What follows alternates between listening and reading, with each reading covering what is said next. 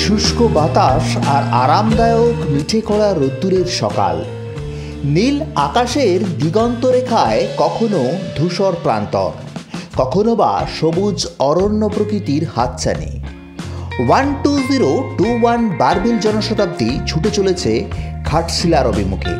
কখনো একদল বৃক্ষরাজি ট্রেনের সঙ্গে তাল মিলিয়ে চলতে চলতে হারিয়ে যাচ্ছে পটভূমির পশ্চাতে। কখনো দিকচক্রবালের দিগন্ত রেখায় একসারি পাহাড় উদয় হয়ে আবারও বিদায় নিচ্ছে আবছায়াভাবে। নাম না জানা নদী, নীল আকাশ, ধূসর প্রান্তর, পাহাড় সারি, সবুজ বনানীর হাতছানিকে উপভোগ করতে করতে হিমেল বাতাসকে খানিকটা উপেক্ষা করেই আমি চলেছি অরণ্য, পাহাড়, ঝর্ণা আর সুবর্ণরেখার রানী ঘাটশিলার পথে। সুপ্রভাত জানাই সকল বন্ধুদের, তার সঙ্গে জানাই এখন এসে আমি উপস্থিত হয়েছি ঘাটশিলা। এখন দাঁড়িয়ে আছি ঘাটশিলা স্টেশনে। আজকে প্ল্যান হচ্ছে একদিনের ঘাটশিলা ভ্রমণ। মানে সকালে আমি এসছি, মানে এই ট্রেনে আমি নামলাম, যেটা হচ্ছে শতাব্দী এক্সপ্রেস। সেই শতাব্দী এক্সপ্রেসে নামলাম, কিন্তু প্রায় 2.5 ঘন্টা ট্রেন লেট। এখন সারা দিনের মধ্যে পুরো কমপ্লিট হবে কিনা ট্যুর আমি জানি না, তবে যতটাই হোক না কেন বিকেলের আবার এই ট্রেনেতেই আমার টিকিট রয়েছে, ফিরে যেতে হবে। 5:30টায় ট্রেনের টাইম রয়েছে। তো চলো আর সময় নষ্ট না করে শুরু করা যাক আজকের ট্যুর। তাহলে চলো বাইরে গিয়ে দেখা যাক কিভাবে এখানকার যে স্পটগুলো রয়েছে সেটা কিভাবে ঘুরে বেড়ানো যায় এবং সময়ের মধ্যে কমপ্লিট করা যায়। তাহলে সময় নষ্ট না করে চলো যাওয়া যাক স্টেশনের বাইরে। দূরে দূরে ছোট ছোট পাহাড়ে ঘেরা পরিষ্কার পরিচ্ছন্ন সুন্দর স্টেশনের নাম ঘাটশিলা। নামেই রয়েছে কেমন এক ভ্রমণ উন্মাদনা। প্রায় নির্জন স্টেশন, আর এর মাঝেই ঘাটশিলার উপর দিয়ে উচ্চস্বরে হুইসেল বাজিয়ে ছুটে গেল বন্দে ভারত।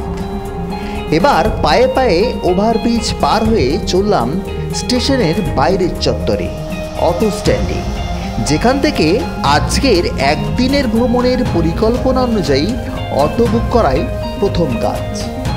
তবে স্টেশনের অবস্থা দেখে বোঝা যাচ্ছে বেশ কিছু রিনোভেশনের কাজ চলছে, তাই খানিকটা বিচ্ছিন্ন শেডহীন পথেই আসতে হলো স্টেশনের বাইরে।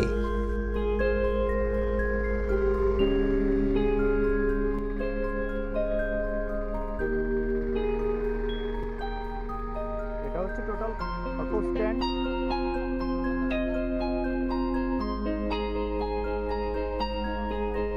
স্টেশন চত্বরের পাশেই অটো স্ট্যান্ড রয়েছে। সারা দিনের পরিকল্পিত ট্যুর প্যাকেজ অনুযায়ী একটি অটো বুক করে আমরা চললাম আমাদের প্রথম ডেস্টিনেশন গৌরীকুঞ্জের দিকে। ঘাটশিলা স্টেশন থেকে গৌরীকুঞ্জের দূরত্ব প্রায় 2 কিলোমিটার। মেন রোড দিয়ে চলতে চলতে সার্কাস ময়দানের পূর্বেই দেখতে পাবেন গৌরীকুঞ্জে যাওয়ার বোর্ড লাগানো রয়েছে। প্রধান রাস্তা থেকে বাম দিকে মোড় নিয়ে ওই রাস্তা ধরেই যেতে হবে সোজা গৌরীকুঞ্জ। তবে পথে পড়বে ঘাটশিলার রামকৃষ্ণ মঠ, যা কিন্তু আপনারা দেখে নিতে পারেন। আর ডান পাশে যে ময়দান দেখতে পাচ্ছেন সেটাই হলো সার্কাস মাঠ।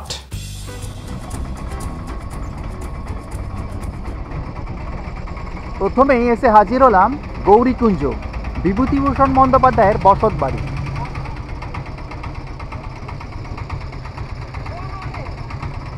আপনারা দেখছেন গৌরীকুঞ্জের গেট। চলুন এবার ভিতরে যাওয়া যাক।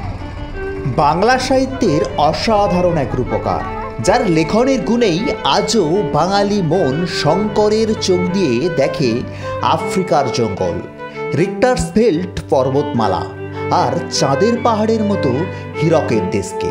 যার অমর সাহিত্য সৃষ্টির গুণে আজও ভ্রমণ পিপাসু মন ঘোড়া ছোটাতে চায় আরণ্যকের সেই লবটুলিয়ার অরণ্যে। যার অমর সৃষ্টি জায়গা করে নিয়েছে কিংবদন্তি চিত্র পরিচালক সত্যজিৎ রায়ের সেলুলয়েডে। তিনি আর কেউ নন, তিনি বিভূতিভূষণ বন্দ্যোপাধ্যায়। যার জন্ম হয় পশ্চিমবঙ্গের উত্তর 24 পরগনার মুরাতিপুর গ্রামে 12 সেপ্টেম্বর 1894 সালে। আর মৃত্যু হয় মাত্র 56 বছর বয়সে 1 নভেম্বর 1950 সালে ঘাটশিলার এই বসত বাড়িতে। তার স্মৃতিবিজড়িত এই বাড়ির নাম তার প্রয়াত স্ত্রীর নামানুসারে রেখেছিলেন গৌরীকুঞ্জ, যা আজ একটি মিউজিয়াম বিশেষ।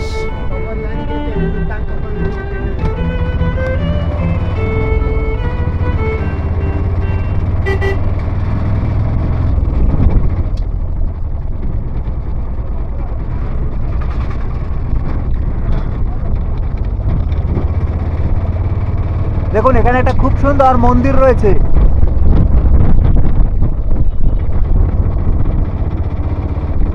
আর আমরা এখন চলেছি হিন্দুস্তান কপার লিমিটেডের এরিয়ার ওপর দিয়ে যাচ্ছি মৌভান্ডার ব্রিজ, আর তার পাশেই রাতমোহনা।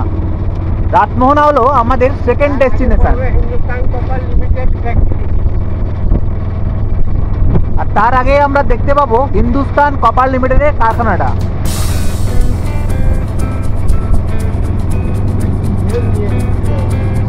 গৌরীকুঞ্জ থেকে হিন্দুস্তান কপার লিমিটেড কারখানার দূরত্ব প্রায় 3 কিলোমিটার।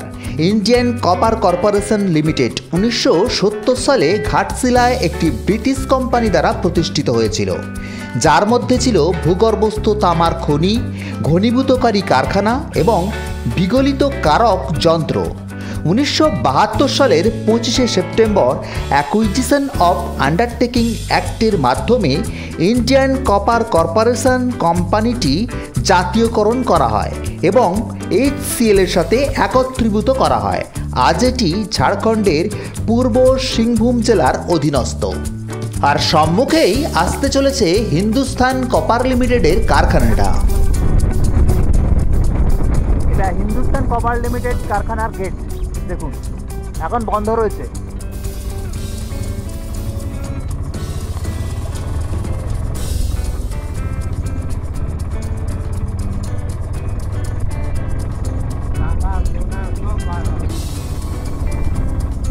এইবার হিন্দুস্তান কপার লিমিটেডের কারখানাকে বাম দিকে ফেলে ছুটে চললাম মৌভান্ডার ব্রিজের দিকে।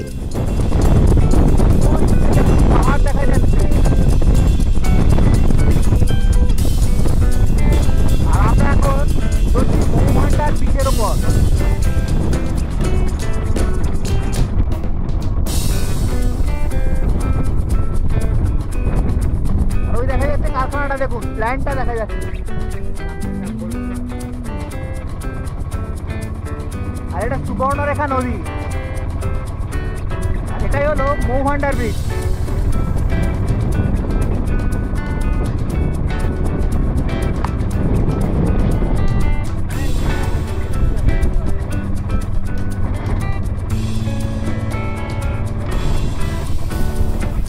এটাই সুবর্ণরেখা নদী। দেখুন, ভূমিরূপটা নদীর মধ্যে।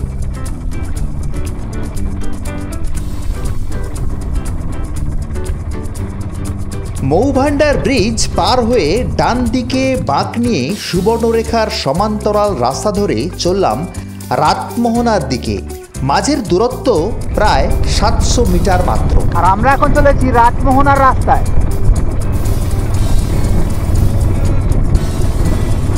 মৌভান্ডার ব্রিজ থেকে ডান দিকে বাঁক নিয়ে রাতমোহনার রাস্তায় চলেছি।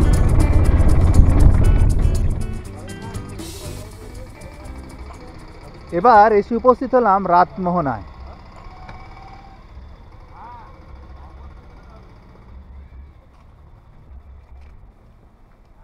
এই সামনে দেখতে পাচ্ছেন সুবর্ণরেখা নদী, ভীষণ স্রোত রয়েছে মিডিলটাতে। আর দূরে হিন্দুস্তান কপার লিমিটেডের কারখানা, আর পাশেই রয়েছে মৌভান্ডার ব্রিজ।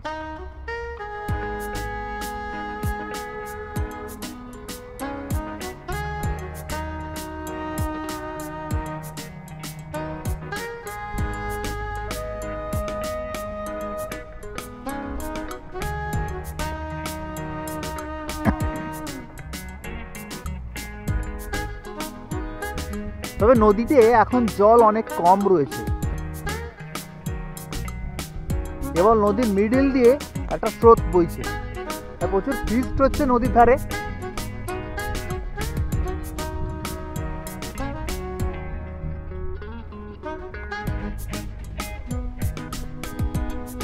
অসাধারণ দৃশ্য, সুন্দর।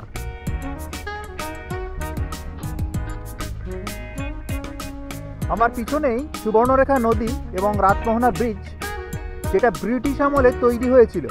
এই রাতমোহনা যে ব্রিজটা দেখতে পাচ্ছেন না, যেটা হচ্ছে নদীর একদম লাগোয়া ওপর দিয়ে বেরিয়ে গেছে, সেটা হচ্ছে ব্রিটিশ আমলে তৈরি হয়েছিল। এবং এর পাশেই একটি ঝর্ণা রয়েছে। ঠিক এই এই আমার ডান হাতে, মানে আমার ডান দিকে ঝর্ণাটা রয়েছে। চলুন এবার ঝর্ণাটা দেখার জন্য যাই। চলুন এবার যাই ঝর্ণার রাস্তায়। রাতমোহনার পাশেই ঝর্ণা রয়েছে।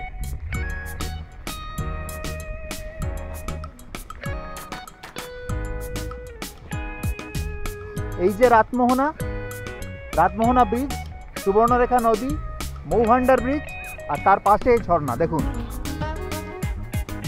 কি অসাধারণ দৃশ্য, দেখুন।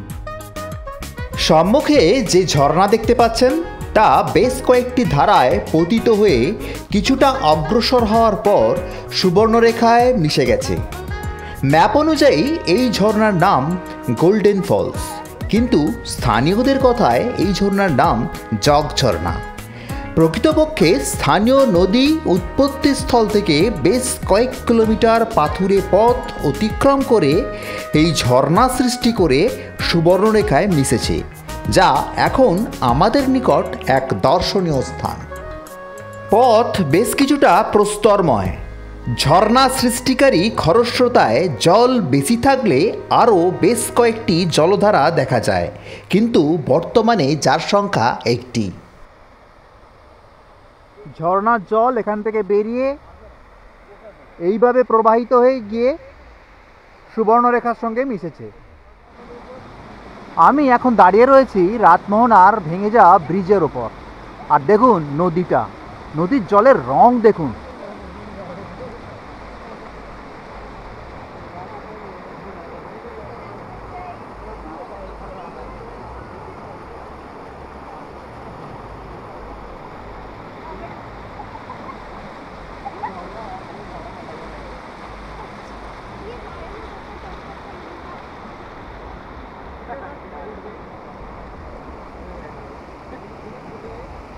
ওই দূরে দেখা যাচ্ছে ঝর্ণাটা, দেখুন।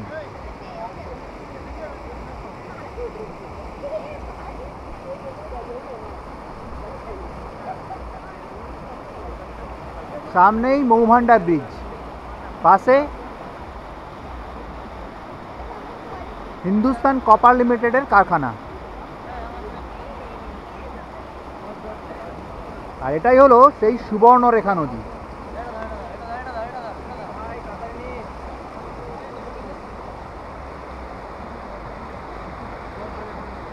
জলের স্পিডটা একবার দেখুন।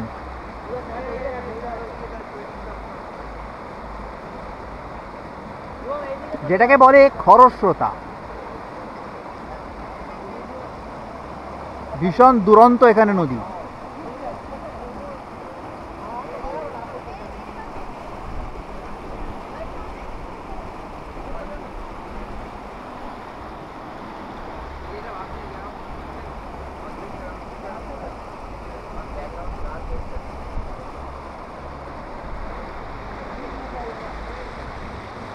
ওই দেখুন মাছ ধরছে,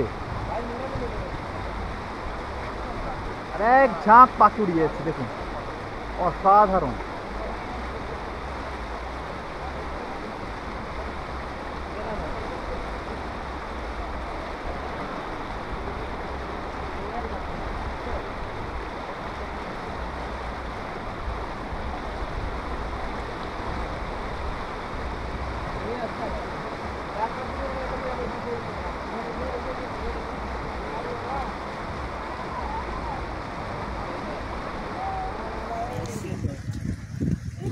এটা ছিল রাতমোহনাতে আমাদের টিফিন, মুড়ি আর ঘুগনি। তাহলে আগে খেয়ে নিই, তারপরে দেখা হচ্ছে এবং কথা হচ্ছে। একদিনের ঘাটশিলা ভ্রমণে এসে যদি আপনাদের ভ্রমণের সময় টিফিনের বন্দোবস্ত করতে হয়, তাহলে আপনারা রাতমোহনা ঠিক আমার পিছনে থাকা এই দোকানগুলোকে বেছে নিতে পারেন, যেখান থেকে কিন্তু আপনারা টিফিন পেয়ে যাবেন ঠিক আমার মতো করেই। আমি এখান থেকে ঘুগনি মুড়ি খেলাম। এরপরে চলে যাব নেক্সট ডেস্টিনেশানে। আপনাদেরকে আরেকবার দেখিয়ে দিই দোকানের অবস্থানগুলো। এটা হলো রাতমোহনা ব্রিজ এবং সুবর্ণরেখা নদী, ঠিক তার পাশেই রয়েছে এই দোকান কয়টা।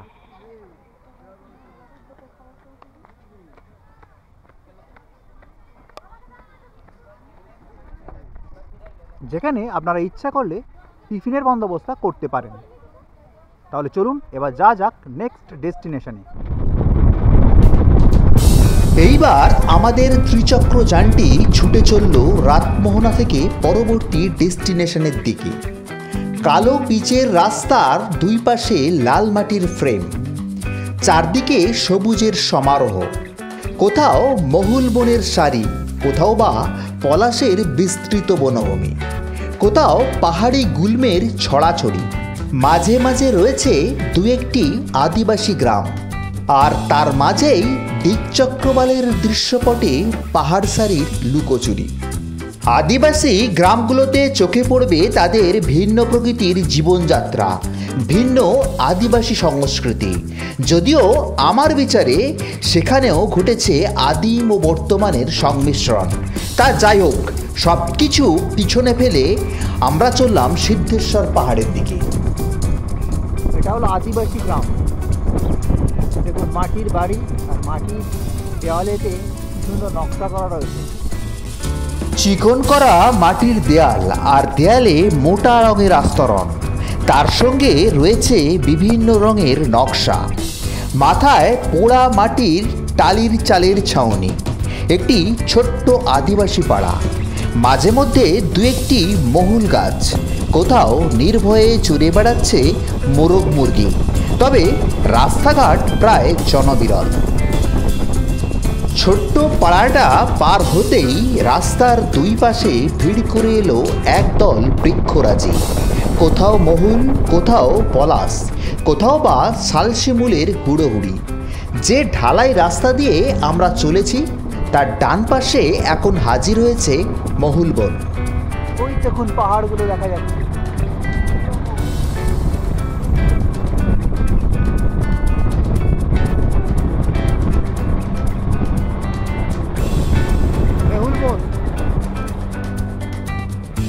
এখন পলাশ ও মহুয়ার সময় নয়, তাই তাদের ফুলের শোভা দেখা বা দেখানোর সুযোগ হলো না।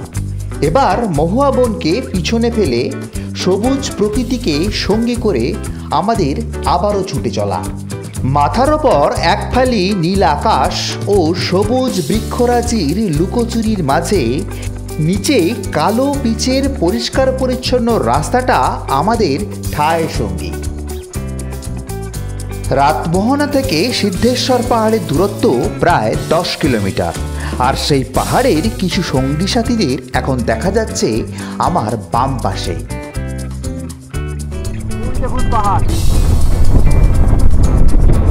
আর সেই পাহাড়ের মাথায় রয়েছে প্রাচীন এক শিব মন্দির, আর আমাদের সম্মুখে রয়েছে একটা ছোট্ট ট্রেক। চলুন এবার যা যাক সিদ্ধেশ্বর পাহাড়ের পাদদেশে। আমরা এসে হাজির হয়েছি সিদ্ধেশ্বরী হিলটপে যাওয়ার রাস্তায়। এখন এখানে এই জায়গাতে টোটোগুলো স্ট্যান্ড বাই হয়ে থাকে, আর এই পিছনের রাস্তা দিয়ে হিলটপে যাওয়া যায়। তাহলে চলুন এবার যাওয়া যাক, একটা ছোট্ট ট্রেক, যাওয়া যাক হিলটপের উদ্দেশ্যে।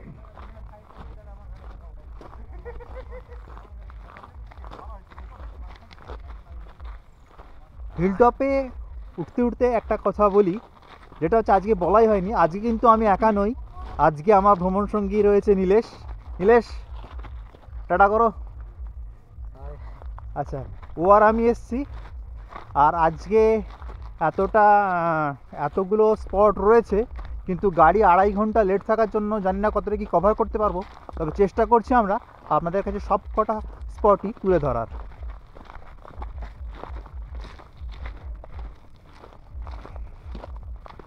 এটা হলো হিলটপের রাস্তা, অর্থাৎ এই যে পাহাড়টা রয়েছে, পাহাড়ের চারদিকে হচ্ছে জঙ্গল, আর মাঝখান দিয়ে রাস্তা পাহাড়ের মাথায় উঠে গেছে।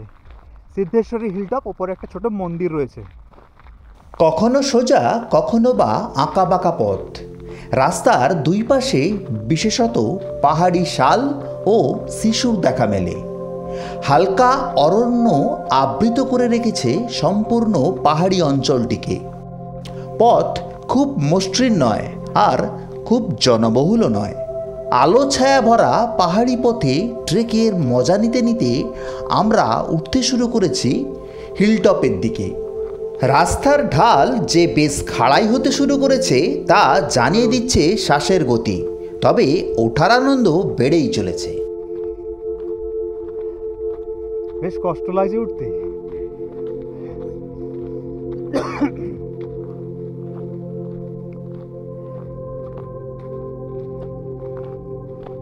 বেশ খাড়াই রাস্তা, মানে ওঠার জন্য যথেষ্ট খাড়াই।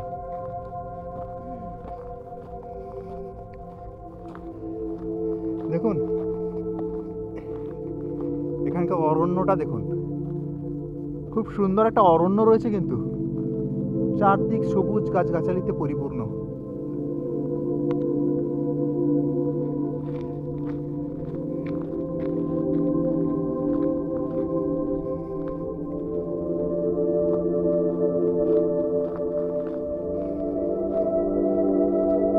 বেশ অনেকটা রাস্তা বলে মনে হচ্ছে সিদ্ধেশ্বরী হিলটপ।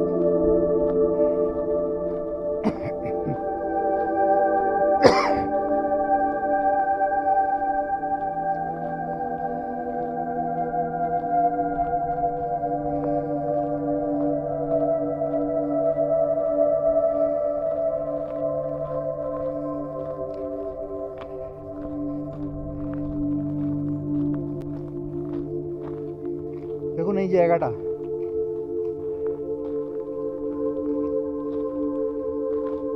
আস্তে আস্তে যে আমরা পাহাড়ের উপরে উঠে যাচ্ছি সেটা কিন্তু ফিল হচ্ছে।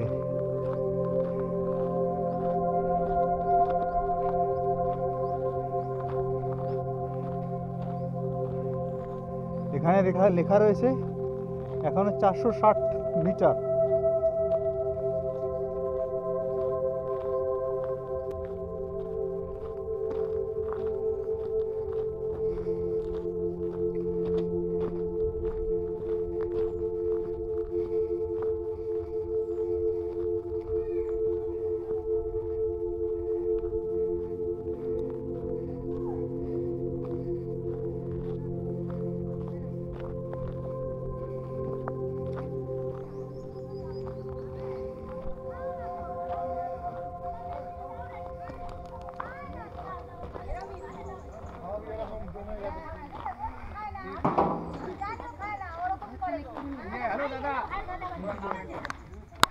नाम एंट्री करके जाना पड़ेगा। नाम एंट्री कर दिया तो नाम नहीं है, दो आदमी है।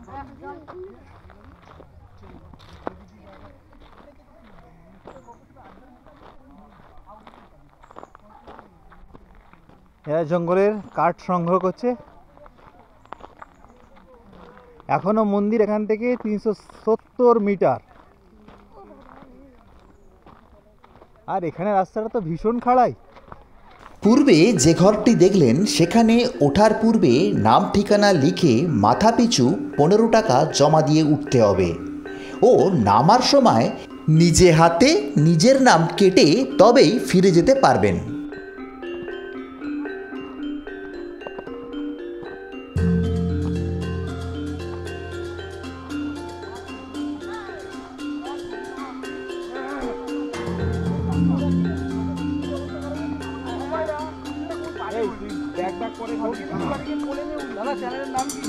ভ্রমণ পথিক।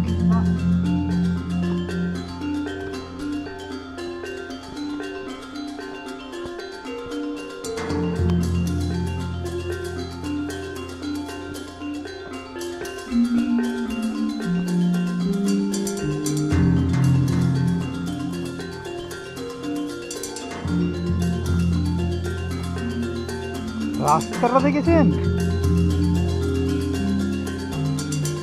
খুব অ্যাডভেঞ্চারাস রাস্তা, কিন্তু আমার ভীষণ ভালো লাগছে, কিন্তু প্রচণ্ড হাঁপিয়ে গেছি। আপনারা তো দেখলেন একদল পথ থেকে নামলো, আর আমার কথা বলতে গিয়ে প্রচণ্ড কষ্ট হচ্ছে। বেশ খাড়াই।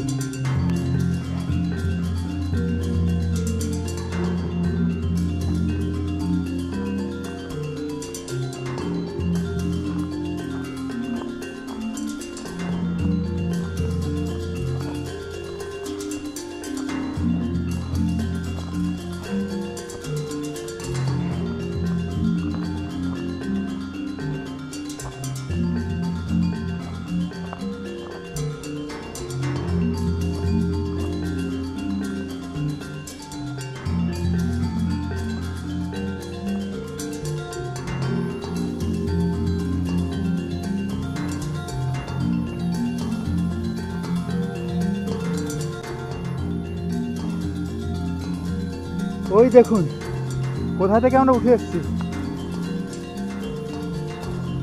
আমি রীতিমতো হাঁপাচ্ছি,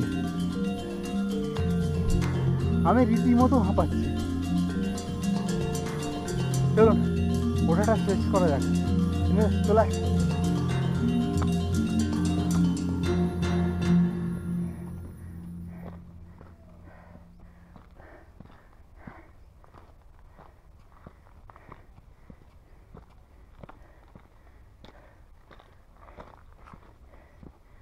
এখান থেকে পাহাড়ের ভিউগুলো দেখুন।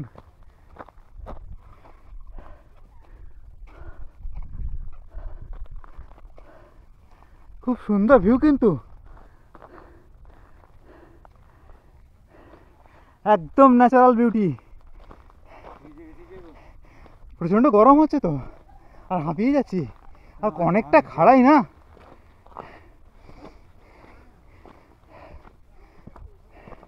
তবে আমার যেটা মনে হচ্ছে নামতে ঠিক এতটা কষ্ট আর হবে না, ওঠার কষ্ট অনেক বেশি। আর আমরা মনে হয় হিলটপের একদম কাছাকাছি চলে এসেছি।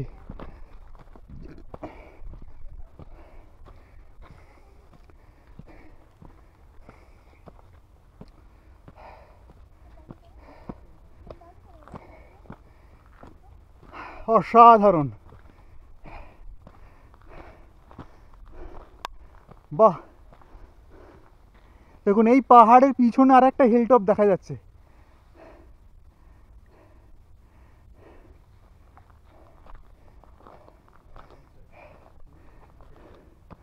আর এই দিকের পাহাড়ি রেঞ্জটা একটু দেখুন, ঢেউয়ের মতো পাহাড়ের পর পাহাড় রয়েছে। তাহলে লাস্ট ওঠা যাক।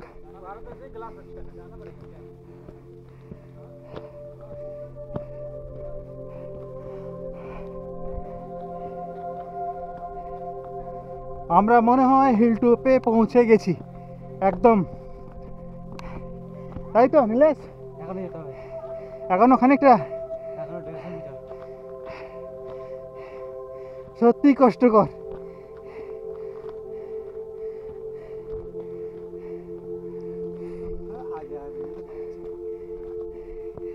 ও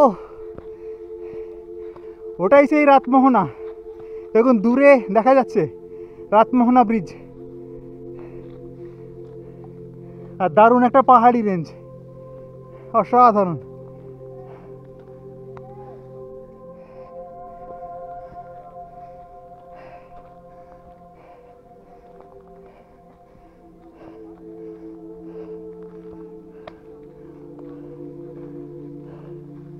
ভিউটা দেখছেন, অসাধারণ ভিউ, দারুণ লাগছে। নীলেশ কেমন লাগছে? খুব সুন্দর, একটু বলো। চলো, নীলেশ বলতে চাইলো না কেমন লাগছে, তো মনে ওর মুখ দেখে মনে হচ্ছে ভালোই লাগছে ওর, কেননা ক্যামেরাটা বের করেছে কিছু ক্লিকিং করার জন্য।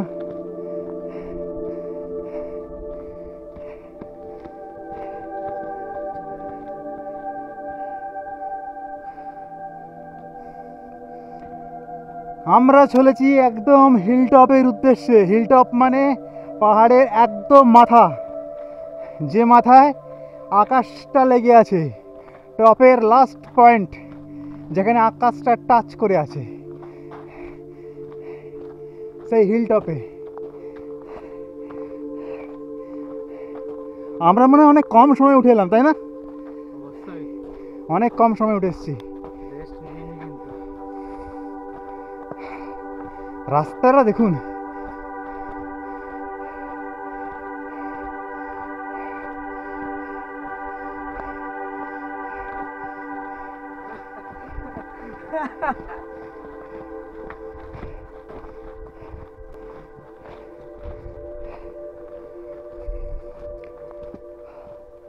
আর কথা বলতেই পারছি না, মানে এতটা হাঁপিয়ে গেছি আমি। তবে অদম্য ইচ্ছা, উঠবই, উঠলাম। এই দেখুন হিলটপে সেই মন্দির, যে মন্দিরের কথা আপনাদের বলেছি। এই সিদ্ধেশ্বর পাহাড় ঘাটশিলার একটি জনপ্রিয় স্থান, যেখানে প্রাকৃতিক সৌন্দর্য ছাড়াও খুঁজে পাবেন প্রাচীন এক শিব মন্দিরকে, যা সিদ্ধেশ্বর বাবার মন্দির নামে খ্যাত। নুড়ি বিছানো পথে ট্রেকটাও বেশ রোমাঞ্চকর। সিদ্ধেশ্বর পাহাড় থেকে প্রাকৃতিক সৌন্দর্য বেশ উপভোগ্য। দূর দৃশ্যপটে খুঁজে পাবেন সবুজ বনানী, পাহাড়ি উপত্যকা আর দলমা পাহাড়ের সারিকে। স্থানটি প্রাকৃতিক সৌন্দর্য ও আধ্যাত্মিক শান্তির জন্য বিশেষভাবে পরিচিত।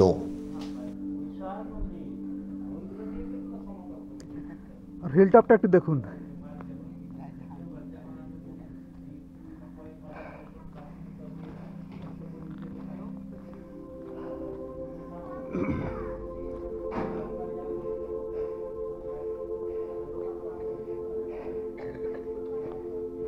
আর এই হিলটপ থেকে পাহাড়ি রেঞ্জের প্রবাহটা একবার দেখুন। দূরে আস্তে আস্তে মিলিয়ে গেছে, কেমন গ্রিনটা ফেড হতে হতে মিলিয়ে গেছে। আর দূরে দেখা যাচ্ছে সুবর্ণরেখা নদীর ওপরে রাতমোহনা এবং মৌভান্ডার বীজ।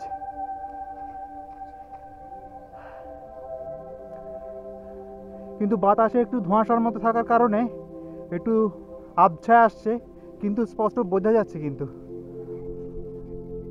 ভীষণ সুন্দর।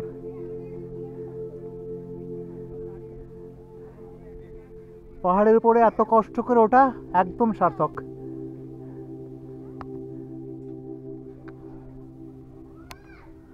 পাহাড়ের উপর রয়েছে বেশ সুন্দর একখানি মন্দির, দেখুন।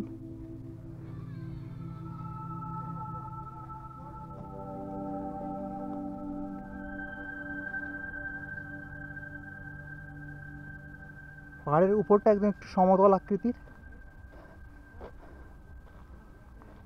নিম গাছ রয়েছে, দেখুন, এটা নিম গাছ। আর দূরে শহরটা দেখা যাচ্ছে।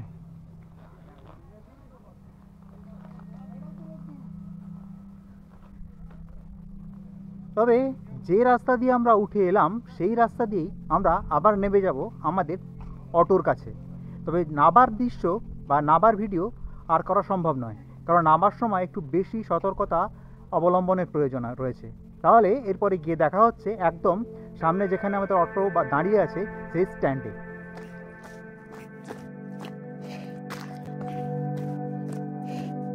সিদ্ধেশ্বরের হিলটপ, সেখান থেকে আমরা নেমে চলেছি। তবে নামার সময় অনেক কম লাগছে, আমরা প্রায় নিচে চলেই এসেছি। অনেক দ্রুত নামা যাচ্ছে।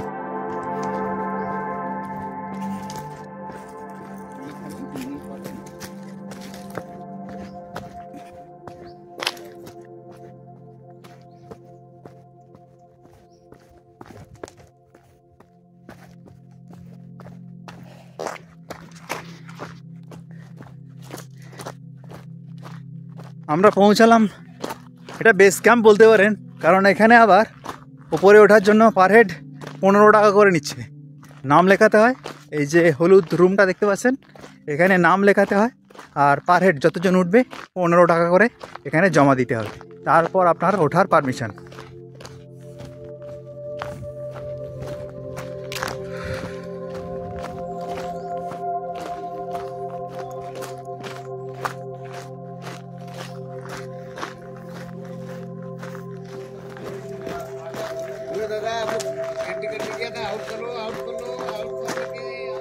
ওপরের সিদ্ধেশ্বর মন্দিরে আমরা পূজা দিলাম না, ইচ্ছে থাকলে আপনারা পূজা দিতেই পারেন। তবে পূজা সামগ্রী পূর্বেই নিচে থেকে নিয়ে যেতে হবে। আর এই মন্দিরের পথ খোলা থাকে সকাল 7টা থেকে বিকাল 6টা পর্যন্ত।